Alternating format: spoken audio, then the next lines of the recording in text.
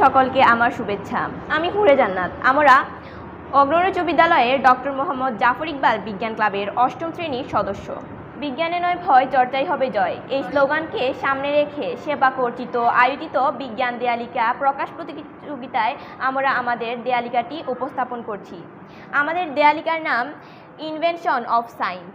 আমাদের দেয়ালিকাটিতে রয়েছে পানি সম্পর্কে ধারণা, আগুন পদার্থ নাকি শক্তি, উভলিঙ্গ ফুল, Mars is one of the brightest object in earth sky, রয়েছে বৃক্ষ বা কিডনির গঠন ও কার্যপদ্ধতি, রয়েছে মাইক্রোপ্লাস্টিকের দূষিত বর্জ্য, আরও রয়েছে ব্ল্যাক হোল, রয়েছে একমুখী বিক্রিয়া, রয়েছে আলবার্ট আইনস্টাইনের সম্পর্কে কিছু কথা। আজ আমি উপস্থাপন করব Mars is one of the brightest object in earth sky. Mars is the fourth most distant planet from the Sun and the second smallest planet in the solar system after Mercury.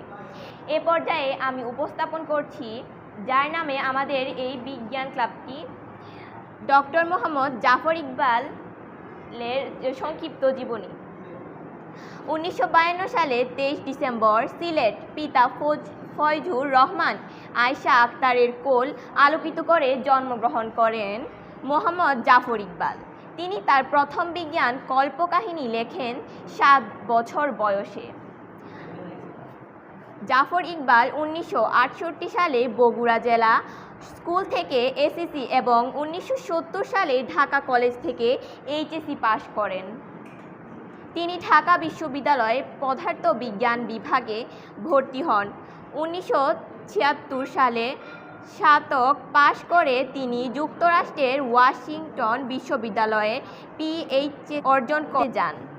বাংলার academy পুরস্কার 2004 সালে লাভ করেন।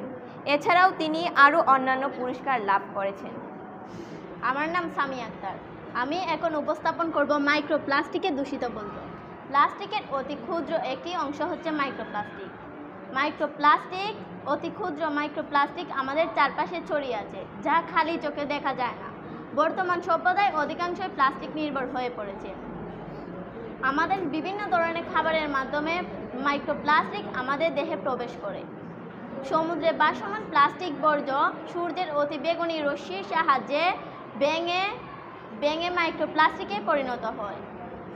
এসব microplastic সমুদ্রের ছোট মাছ খাদ্য হিসেবে গ্রহণ করে। এক পর্যায়ে বড় মাছগুলো এগুলোকে খায়। ধীরে ধীরে খাদ্য শৃঙ্খলের ধারাবাহিকতায় এসব মাইক্রোপ্লাস্টিক মানবদেহে প্রবেশ করে। মানবদেহে মাইক্রোপ্লাস্টিক প্রবেশ করলে বিভিন্ন রোগে মানুষ আক্রান্ত হয়। এর মধ্যে উল্লেখযোগ্য রয়েছে হৃদরোগ ও ক্যান্সার। আমার নাম সাইফ আহমেদ সানি। আমি যে এই অংশটি উপস্থাপন করব সেটি হলো বৃক্ক বা কিডনির গঠন ও কার্যপদ্ধতি। বাহ্যিক গঠন: প্রতিটি বৃক্ক বা কিডনি নিরেট চাপা এবং এর বাইরের দিক উত্তল ও ভিতরের দিক অবতল, অর্থাৎ এটি দেখতে অনেকটা শিম বীজের মতো। পরিণত বৃক্ক বা কিডনির দৈর্ঘ্য 1012 সেন্টিমিটার, প্রস্থ 56 সেন্টিমিটার এবং এটি স্থূলতা প্রায় 3 সেন্টিমিটার। এটি কালচে লাল রঙের।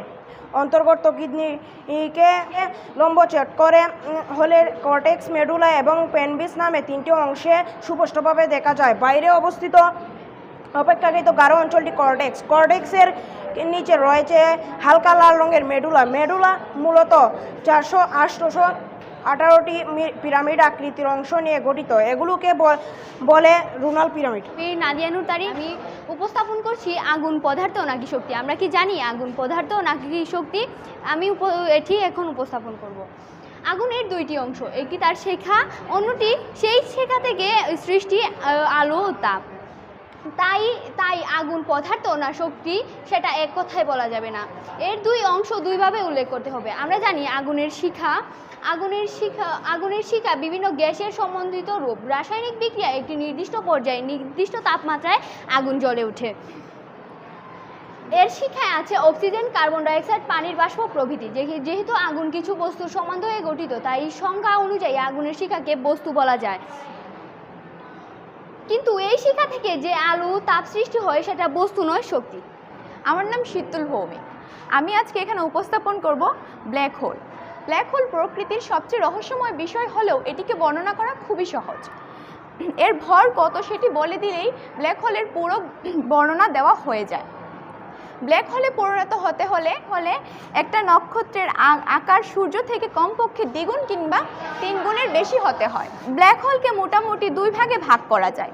একটি হচ্ছে সূর্যের ভরের কয়েক গুণ বেশি বা তার কাছাকাছি, অন্যটি হচ্ছে সূর্য থেকে লক্ষ কোটি গুণ কিংবা আরও বেশি।